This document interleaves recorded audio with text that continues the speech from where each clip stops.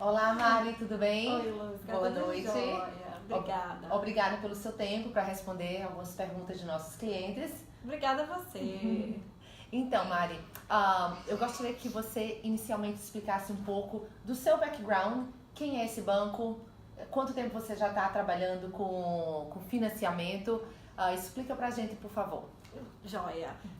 Gente, boa noite. Obrigada por me ter de novo, Elusca. Mais uma live, mais um vídeo aqui. Isso.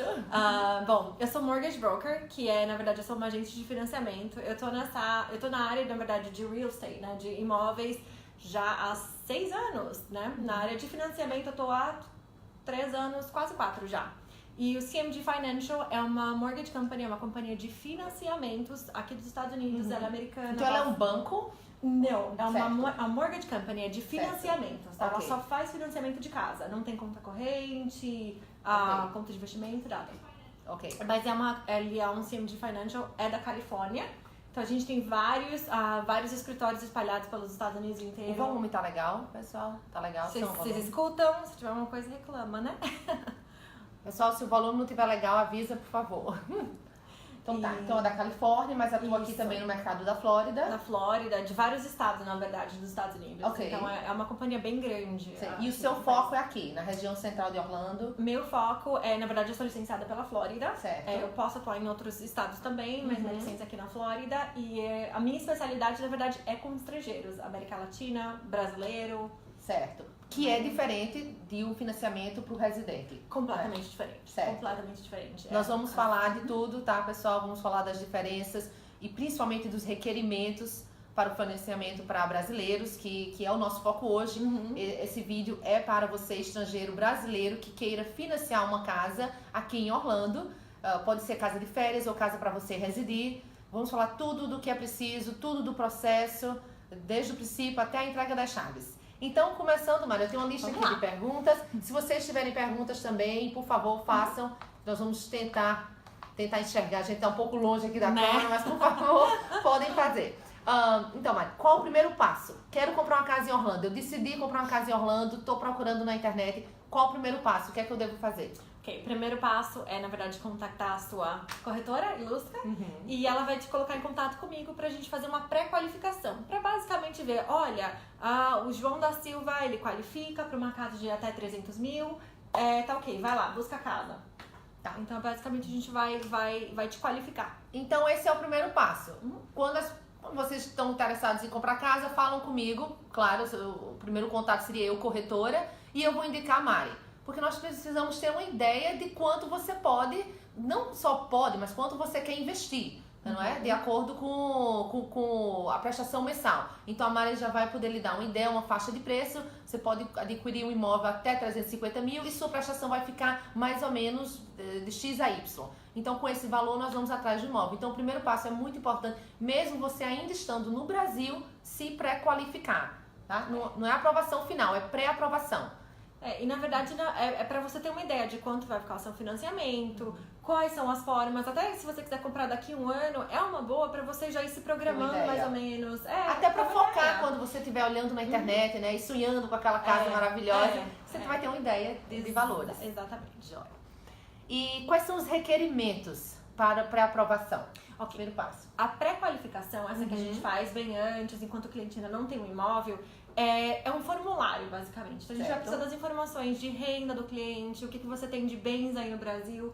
Basicamente, renda pra gente saber, olha, ok, com o salário dele, com as despesas dele, ele qualifica pra uma casa até 350 mil, por exemplo. Então, o mais importante é salário versus despesas. Exatamente, exatamente. A renda é a receita e a despesa, né? O que sobrar daí é o que a gente vai conseguir qualificar pro seu nome. Porque às vezes as pessoas perguntam, eu faço tanto, eu vou qualificar para uma casa nesse valor? Ou Ilusca, se eu fizesse 10 mil ou 20 mil por mês, vou qualificar? Eles às vezes falam só da receita, mas não é isso, não é? Exato. É receita versus despesas. Então, exatamente. Você pode até fazer mais dinheiro do que outra pessoa, mas se as despesas dele são tão altas quanto o que ele recebe, vai qualificar até para uma casa menos valor do que a outra. Exato, tá aí, ó. Não preciso nem falar. Então, receita versus despesa é a informação que ela precisa para dar a qualificação. Não é um valor fixo de renda, né? É sim uma fórmula. A sua renda, qual que é a sua entrada, o que você tem de saída e o quanto sobra. Então esse valor que sobrar é o que a gente consegue qualificar para o financiamento. Joia. E quais as vantagens, acho que a gente já falou aqui, as vantagens de vir pré-aprovado do Brasil? Sem dúvida, você já vem com mais focado, você já vem mais delineado o que você vai buscar. Porque um cliente que qualifica para uma casa de 300, às vezes não qualifica para uma casa de 500. Então ele chega aqui, vê um monte de casa de 500. Perde tempo dele. É uma perda de tempo para ele, né? Claro. Então, sem dúvida, você já vem mais específico do que você... E também já sabe quais os documentos precisam trazer para você. Sem dúvida, sem dúvida. Ok. Após a escolha do imóvel, quais são os documentos? Então tá, então agora já está pré-qualificado, nós vamos olhar imóveis aqui em Orlando, escolher sua casa. Muitas vezes nós até fazemos isso sem você estar aqui. A gente vai no imóvel, faz vídeos, então alguns clientes compram remotamente, estando no Brasil. Então, após a escolha do imóvel, quais são então os documentos para o financiamento? O financiamento, né? Aprovação, agora a gente fala aprovação real. Ok. Aí, agora eu sei que vai ser... Agora é longo a resposta. Mas, fala aí, Mari. Vamos lá, para explicar para vocês. Eu trabalho para o CMG Financial. O CMG Financial, ele é uma, como eu falei antes, ele é uma companhia de financiamento. Então, a gente tem diversos programas dentro do CMG Financial. Alguns bancos, alguns outros investidores. Então, são diversos programas de financiamento. Assim que eu converso com o cliente já lá na pré-qualificação, eu já começo a montar um cenário desse cliente. Então, aí a gente fala, olha, ele qualifica para o programa A, para o programa B, para o programa C. Então, nessa primeira conversa, a gente já vai delinear qual o programa que você vai aplicar para o financiamento, tá? Então, não é que você só tenha um banco que todos os clientes vão para esse banco. Não. Você tem várias opções e dentro de cada banco, várias opções de programas. Exatamente, porque dentro das opções a gente tem diferentes taxas de juros, a gente tem diferentes tipos de entrada, tipos de documentação. Então é muito legal porque nessa primeira conversa a gente consegue delinear e saber exatamente qual que é a melhor opção de financiamento para aquele cliente. Certo. Porque nem todo mundo é igual, nem a documentação. Então, assim, por exemplo, se a pessoa for autônoma, é uma documentação diferente da pessoa que é empregado, não é? Sim, é diferente. Quais são as diferenças principais? Nesses programas, alguns vão pedir documentos. Por exemplo, eu tenho um que nem precisa. Você Ótimo. Vamos falar então desse. Esse que não precisa de documento, Mari. Exatamente. Esse é o que a gente chama de documentação facilitada. Ok. Tá? Ele vai pedir pelo menos 30% de entrada, de 30% a 35% de entrada. A documentação, ele não vai pedir documentação nenhum de renda. Então, aquilo que você colocar no formulário é o que vai ser. Tá. Então, se o cliente faz $10 mil, vamos dizer aí, $30 mil, ok, $30 mil é o que ele faz. Tá? Então não precisa de imposto de renda. Esse não precisa de imposto de renda. 30% de entrada, não precisa de imposto de renda, documentação facilitada. E juros mais ou menos, só pra pessoa ter ideia. Se você colocar 30%, a taxa de juros logicamente ela é um pouquinho mais alta que o mercado. Devido à documentação facilitada, exatamente. Então ela vai começar no 6,125% para 30%. Mas se você colocar 35%, ela cai para 5,875%. Isso tudo, gente, é muito importante falar que a taxa de juros ela varia constantemente, tá? Então a gente não pode fixar nada agora. Certo, é só uma ideia. Até porque quando a gente faz a pré-qualificação, às vezes a casa, se é construção, demora 6 meses. Sim. Então o programa em si pode ter algumas alterações, tá? Então a gente verifica sempre pra vocês qual que é a taxa do momento. Tá. E quando a gente escuta sobre programas de 5 one arm, 3 one arm, 7 one arm ou 30 anos fixos, o que é isso? Para as pessoas que talvez já estejam sabendo um pouco mais sobre financiamento aqui nos Estados Unidos, você pode falar um pouco da diferença dos 5/1, 7/1 e 30 anos fixos? Sim. Na verdade, assim, esses 3 one arm, 5 one arm, 7 one arm, eles são híbridos, tá? Eles são uma mistura de um juros fixo com juros variáveis, tá? Então, o 3, o 5 e o 7, o que acontece? O juros é fixado nesses primeiros anos, tá? Então, se a gente estiver falando de um 5 on arm, que é o mais comum, são os primeiros 5 anos a taxa de juros vai ficar fixada naquela taxa de juros que a gente predeterminar. Certo, é inicial. É inicial. E ela vai ficar fixada durante esse tempo. Então, 5 anos. Se for o 3 one arm, vai ficar 3 anos fixos. Se for 5, vai ficar 5 anos fixos. E aí, ela só vai variar a partir do 6º ano nesse caso, tá? Então, aí depende do seu planejamento. Se você planeja quitar, né, em 5 anos, 6 anos, talvez esse seja melhor. Exatamente. Na verdade, Lúcia, a maioria dos meus clientes, acredito que os seus também, são investidores, né? Sim. Então, 90% dos meus clientes, 99% dos meus clientes acabam fazendo 5 on arm. Por quê? Porque eles estão comprando um imóvel de investimento, assim que valorizar, eles querem revender. Sim. Então eles vão revender em pouco tempo. Então muitas vezes não vale a pena você pegar uma taxa de juros mais alta, fixa, certo, de 30 anos, que você geralmente não vai... é um pouco mais alta do que a 5-one ARM. Porque você está estabilizando o mercado daqui 30 anos. Sim. Então, muitas vezes não vale a pena você fixar uma taxa por 30 Sim. anos se você vai revender em 5, em 10. Sei. Então, Eu vou te fazer uma pergunta, mas eu não sei se você não souber, tudo Pode bem. fazer. Hoje, por exemplo, você tem uma ideia do que seria, só para o pessoal entender a diferença dos 5-one ARM hoje e para os juros fixos de 30 anos? Só uma ideia. Tenho para te falar. Assim, mas eu já digo de já. Eu sempre converso com o cliente antes, tá? Porque a ideia do fixo, às vezes, pode ser uma furada, tá? A não ser que você fale, não, Mariana, eu quero construir patrimônio. Não vou vender essa casa, eu quero ficar... Ok. Hoje, o fixo, ele tá na média de 8,8%, 8,9%. Bem alta. Quase igual ao Brasil. Ainda, nem assim. Eu sei, nem assim, mas ainda tá. É porque é anual, né? É 8,8 anual. Então você vai dividir por 12 meses. Sim.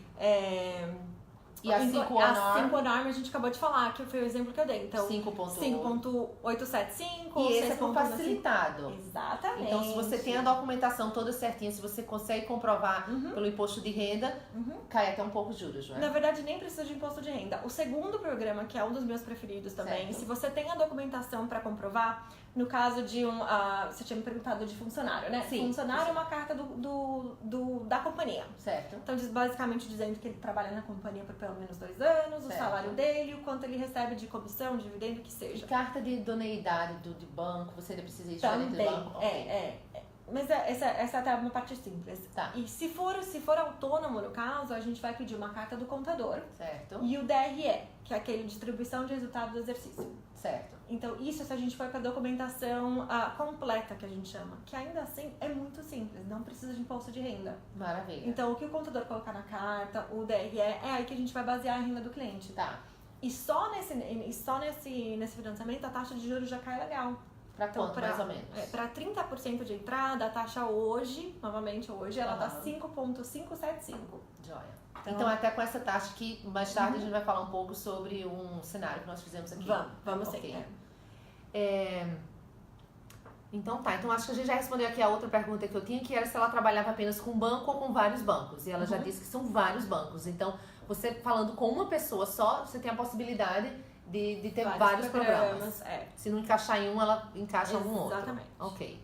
E o processo é burocrático, quanto tempo leva? Depois de escolher um imóvel já. Burocrático é relativo, né? Se você for ver, você está comprando um financiamento num país que você não tem histórico nenhum, né? Então, assim, ele não é tão burocrático, tá? Eu tenho uma forma de trabalhar. Eu já envio para os clientes exatamente os documentos que eu preciso, os modelos que eu preciso. Então, não é para ser estressante, tá? É uma documentação, mas assim, inclusive a gente tem o da documentação facilitada, que eu falei antes, que é muito mais simples, tá? Mas não deixa de ser um pouco burocrático a documentação, mas até que é bem tranquilo. Tô me lembrando aqui também de uma coisa sobre a entrada. É importante que a entrada já esteja no banco pelo menos 60 dias, os 30% de entrada. Isso é importante, não é?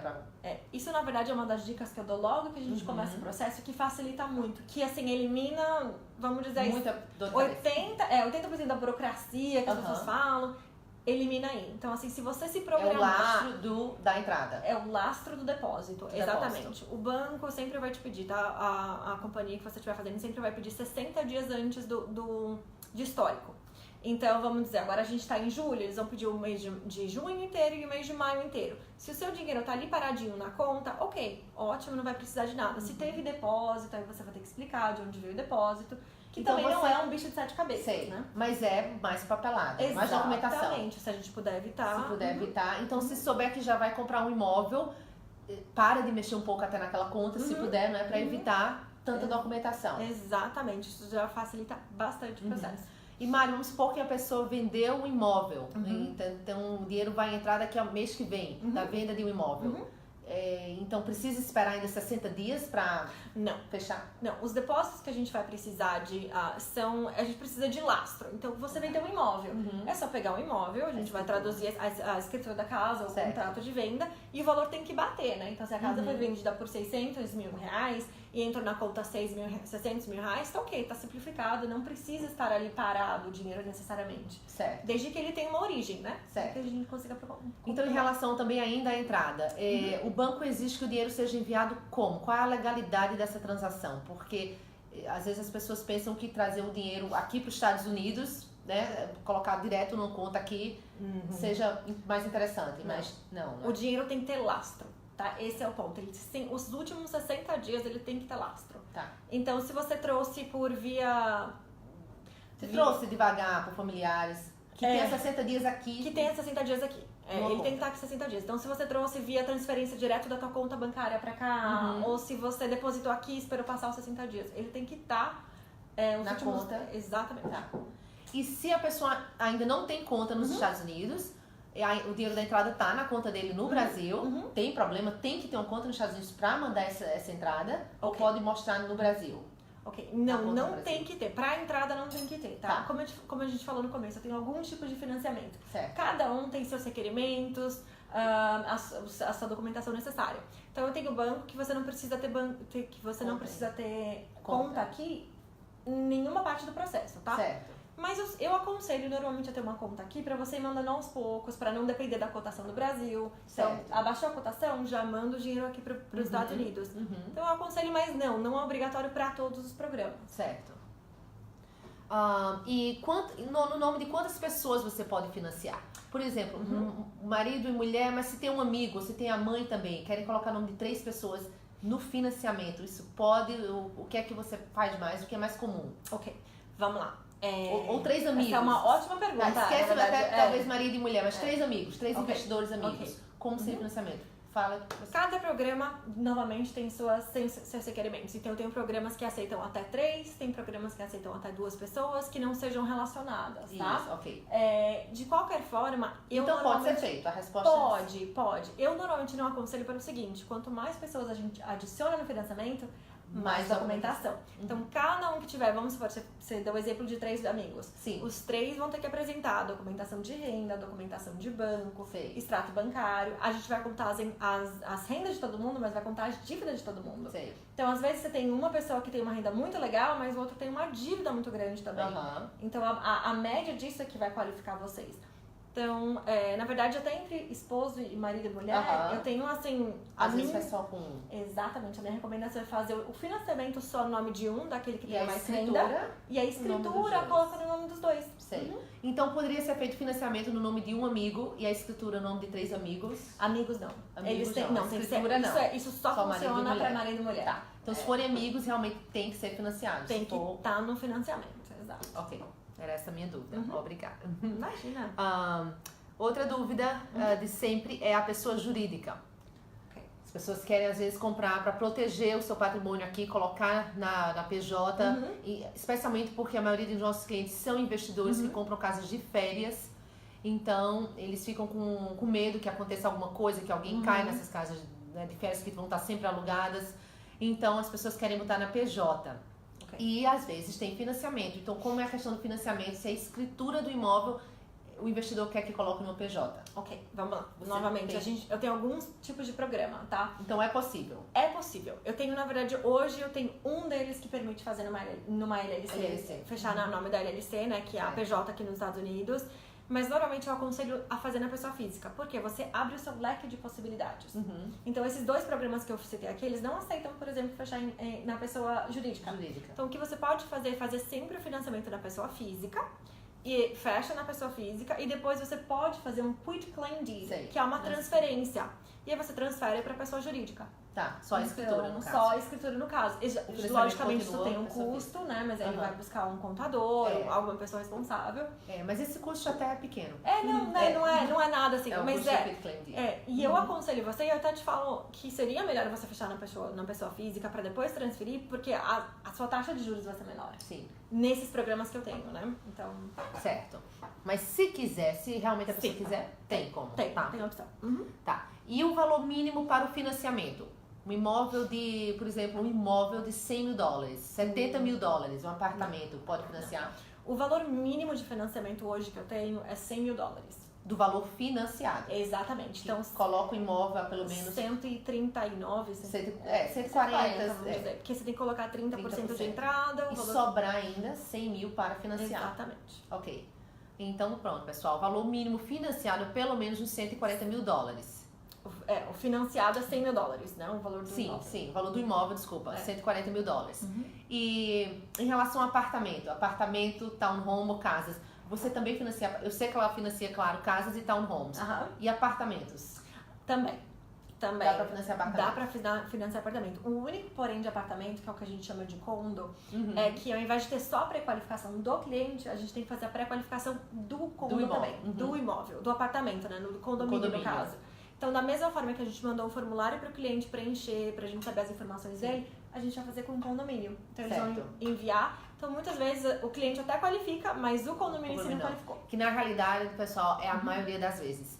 Aqui em Orlando, especialmente, a maioria dos condomínios residenciais, que são apartamentos, eles têm uma alta taxa de locação.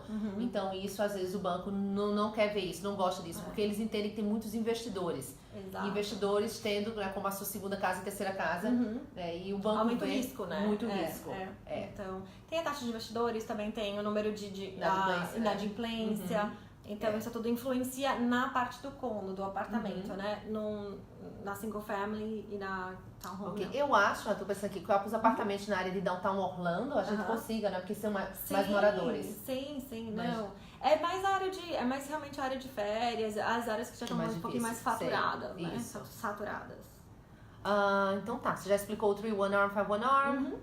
Tem algum plano mais indicado que você gosta de trabalhar o mais fácil? Se a pessoa qualifica, tá, documentação tudo certinha, qual o programa, o seu go-to program? Meu go-to, na verdade, tenho 2 go-to, que eu já comecei, já dei uma pista aí no começo. Que se a gente tiver a documentação completa, é aquele que eu falei, 30% de entrada. 5-1 arm. 5-1 arm, juros de 5.575.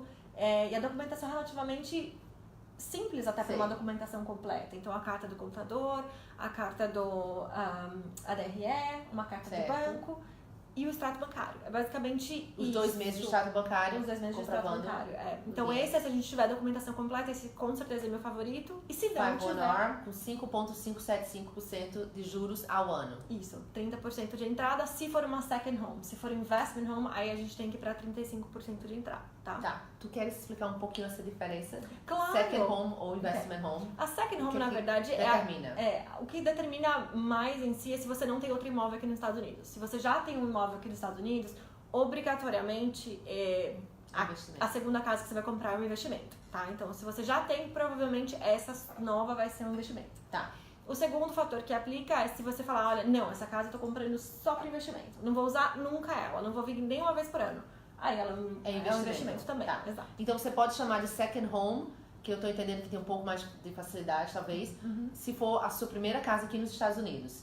E se você for usar um pouco ela. Exato. Ok. Exato. Não vai nem E qual a diferença? O second home seria melhor para os juros ter uma second home? Não, os juros não mudam. O que muda só é, nesse caso da documentação completa, você consegue dar 5% a menos de entrada. Só isso. Para second home. É para second home. Se a gente for pro outro, que é a documentação facilitada, não faz diferença nenhuma. Não faz diferença. Então, com a documentação completa, se for uma second home, o seu primeiro imóvel nos Estados Unidos, você consegue dar 5% a menos de entrada 30%. 30% e não 35% se for o investment. Exato. Se você já tiver uma casa aqui nos Estados Unidos. Ok. Como é definido os juros? Baseado no crédito do cliente? Boa pergunta. Não, ela não é baseada no crédito do cliente, porque o cliente não tem crédito nos Estados Unidos. Então, ele não tem histórico aqui, né? Ele é baseado no programa. Então, assim, dependendo do programa, a gente já sabe mais ou menos a taxa de juros. E da renda, do imóvel, mas normalmente o programa já define bem qual vai ser a taxa de juros. Ok. Então, a minha próxima pergunta é o que está incluso na parcela do financiamento. Vamos falar e depois vamos mostrar um cenário para o pessoal ter uma ideia. Claro. Tá. Então, o que está incluso? Na parcela do financiamento, além do valor da casa, os juros, vai estar incluso também o seguro e o IPTU, o Property Tax, o IPTU aqui. Então, são esses 4 itens, tá? O valor da casa, os juros, o IPTU e o seguro. porque a gente já divide o valor da parcela do IPTU e do seguro do ano e coloca na tua parcela. Isso. Então, o IPTU, como aí no Brasil, é pago anualmente, porém o banco, por vocês serem estrangeiros, requer que você pague mensalmente e chega no final do ano, o banco paga para você. Exatamente. Esse valor que você paga, tanto do IPTU quanto do seguro, ele não fica com o banco não recebe. Ele fica num escrow account, que é uma conta em juízo. Então, todo mês a gente vai receber o valor do IPTU, vai receber o valor do seguro, fica nessa conta, e aí quando chega realmente o IPTU e o seguro pra pagar, o banco vai lá e quita pra você. Isso. É mais uma questão de uma facilidade. O banco não ganha nada em cima disso, é só uma segurança pra você, né? Que você não vai deixar de pagar. Isso. Então tá, então vamos falar um pouco desse cenário aqui que nós fizemos pra vocês terem uma ideia. Um imóvel, uma média aqui de imóvel da casa de férias, perto da Disney, novos, de pelo menos 4 ou 5 quartos, está na faixa de preço de $350 mil. Então, com esse valor, ela fez aqui um cenário e eu quero explicar. Eu fiz um cenário baseado naquele que a gente conversou de documentação completa. Certo. De novo, para frisar, os juros não são fixos, então eles podem variar. Depois de 5 anos. Exatamente, eles podem variar depois de 5 anos, mas de qualquer forma, o que eu vou falar hoje, talvez daqui um ano, um mês, 2 meses, não seja o mesmo, tá bom? Então, 30% de entrada numa casa de $350 mil vai dar 105 mil de entrada. A taxa de juros a 5,575, já incluindo o IPTU e um seguro, tá? Eu coloquei um seguro de mais ou menos $1.000 só pra ter uma noção. Perfeito. Geralmente a gente consegue até $800, então um pouco mais baixo. Menos, mas tudo bem. E o IPTU eu coloquei a 5.250, mas também é uma. Até porque a gente não sabe onde vai ser, né? Sim. O IPTU varia de acordo com o local. Isso. Já incluindo então esse IPTU e o seguro, o valor da parcela vai dar $1.924. $1.924 por mês. Já incluindo todas as despesas A única despesa que não está inclusa no financiamento é o condomínio. Sim, o que condomínio. É o que a gente chama aqui de HOA. Isso. O condomínio, geralmente, por uma casa dessa, para vocês terem ideia, é uns $350. E na grande parte das casas de férias, ele já inclui também internet, TV a cabo e telefone. Então, mais ou menos $1.924 é o valor da prestação para um imóvel lindíssimo, novo, que depois vamos falar sobre isso, de $350 mil. Então, ótimo. Isso é no prazo de 30 anos. Isso, ele é fixado nos primeiros 5 anos, como a gente falou daquela questão do favorável, ele fica fixo nos primeiros 5 anos. E aí ele vai ficar, na verdade, amortizado em 30 anos. Certo. Então, se a pessoa quiser pagar antes, não tem problema, não tem penalidade, como é? A partir de quantos anos de financiamento pode se pagar? Joia. Novamente, a gente tem alguns tipos de programa, tá? Nesses 2 que eu falei pra vocês, um deles não tem penalidade nenhuma. Então, no dia seguinte, se o cliente quiser lá e quitar, ele pode quitar. O outro, você pode amortizar no primeiro ano, tá? Só no primeiro ano, você pode amortizar até 20%, pra não pagar uma multa extra. Certo. Depois do primeiro ano, o outro pode quitar também, não tem problema. Então, pelo menos manter só o primeiro ano. Um ano. Um desses 2, tá? O outro não tem. O outro não tem nem penalidade. Pode pagar antes. Ok. Os bancos aceitam financiar imóveis usados ou só novos? Não, sim. Não tem problema. Sem problema, não. O que a gente vai fazer no imóvel é uma avaliação. Então, a gente manda um appraisal, né? Então, que é uma avaliação da casa e eles vão ver realmente qual a condição da casa e se o valor do contrato bate com o valor da avaliação. E o financiamento vai ser feito de acordo com a avaliação. Certo. Não necessariamente de acordo com o valor do contrato. Exatamente. Que vai ter com a avaliação. Com a avaliação. Na verdade, vai ser baseado no menor valor, né? Se a avaliação vier mais alta do que o contrato, a gente fica com o valor do contrato. Claro. Se a avaliação vier menor do que o contrato, aí a gente fica com o valor da avaliação. Tá. E aí é onde entra nós corretores para talvez negociar alguma coisa com o vendedor para baixar esse valor. Exatamente. Ok. Então tá bom. Eu acho que nós respondemos aqui todas as perguntas. Eu acho que ficou uma só que você me perguntou e eu não respondi. A gente mudou de assunto. Quanto tempo demora? Certo. A partir do momento que eu recebo todos os documentos que eu vou solicitar por e-mail, com todos os modelinhos bem simplificado, a gente demora de 30 a 45 dias, mais ou menos, tá? Tá. Então 30 a 45 dias para fechar. Tendo tudo na mão. Tá. Então o que geralmente os clientes levam o quê? 2 semanas para te enviar os documentos, não é isso mesmo? Depende. Mas... Tem clientes que levam um mês. Tá. Então... No cenário ideal, 2 semanas, vamos dizer assim. Então, pelo menos uns 2 meses para realmente fechar. 2 meses a 2 meses e meio. É o processo total. Então tá ótimo. Eu acho que você respondeu todas as perguntas. Joia. Muitíssimo obrigada. Obrigada a você, Luz. Com prazer de novo.